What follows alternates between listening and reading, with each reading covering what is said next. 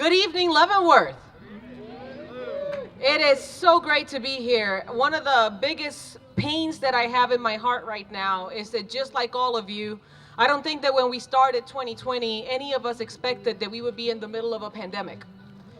And I think that as the country that we are very proud of as well, we never expected that the management of a virus, once we had already survived the influenza pandemic, was going to be handled as poorly as it has, rendering our communities in the place that we're at. 150,000 dead in our country. Our economy struggling. Our children struggling to go to school, to be able to get their education. And our families, the least of these, the families that are the first responders, the families that are your grocery store individuals, your families that are the people who are making sure that you, when you go to their pharmacy, are there. The families that are making sure that our economy keeps moving so that we have what we need, basically, are the ones that are struggling the most. So when I decided to run, the last thing that I would expect was that I was going to be talking to you about a virus. Because that is not what I'm running for. The reason that I'm running for Congress is to represent and elevate your voice. And when I talk about your voice, I'm going to say something that may come as a shock.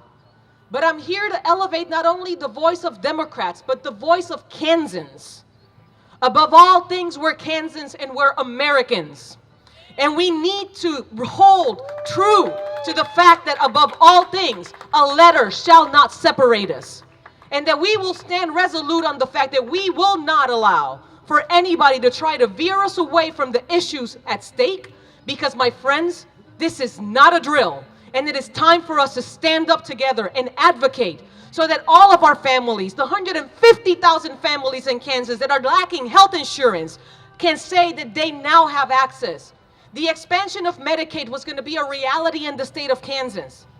However, one legislator took that away from us. We cannot say that we love life when we are seeing people die in our state because of lack of health coverage. We cannot. We cannot say that we support our residents and our citizens and our friends and our neighbor, but don't advocate for the cost of prescription medication. We cannot say that we want our economy to thrive when we are not taking care of the souls that move our economy. We cannot continue saying that we care about businesses when behind us we have small businesses that are struggling, that potentially did not have access to the help that was promised to us. Municipalities, only the ones that had 350,000 people were the ones that received funds from the federal government. What happened to Leavenworth? Where are those funds? How are we going to ensure that we continue having the proper testing so that we can stop talking about COVID and we can start talking about how we're going to move our economy and our people forward? Kansas, we need to come together. The rhetoric that divides us with partisan comments is no longer effective. Dr. King said that love is the only thing that can break through hate. And I am calling all of you to radically love your neighbor. To radically love so much so that you are willing to put aside partisanism and talk about the issues that matter. So that we are no longer blinded by the one or two issues that separate us. For the last 10 years, since Nancy Boyda ran for this seat, the issues have not changed. So let's get real. I'm not promising you that I'm going to get to Washington and I'm going to be a savior. Because I think it's time that all of you understand that the only savior that we have is each other. It's you turning out to vote in numbers that we have never seen before. It's us making sure that our young people feel like they are empowered. That our minorities are not feeling like they are being persecuted when they go to the polls.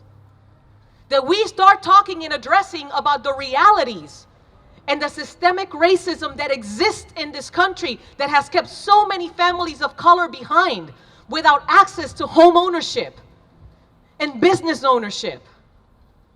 That we talk about how do we create systems that empower so that all of us have an equal playing field.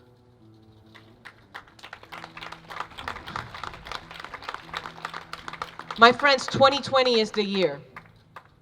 It's not about Republicans or Democrats. It's about making what we just recited in front of our flag that we love and making sure that there is liberty and justice for all. Let's join together. Let's make sure that our children don't have to worry about broadband access. Because right now, this virus has helped us understand that it doesn't matter if you're in a rural community. In the urban core, there's families that are the ones that need it the most right now that don't have access because they can't pay for broadband so that their kids could have teleeducation or so that we could have telemedicine. Our farmers cannot be left behind. Our farmers are not able to sell their crops or their cattle for the proper price. We cannot forget them. These are the issues that matter to Kansas. These are the issues that matter to people.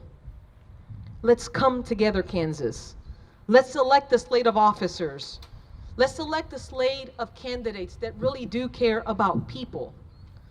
And let's change our stars. Let's work together and let's stand up for each other. Thank you.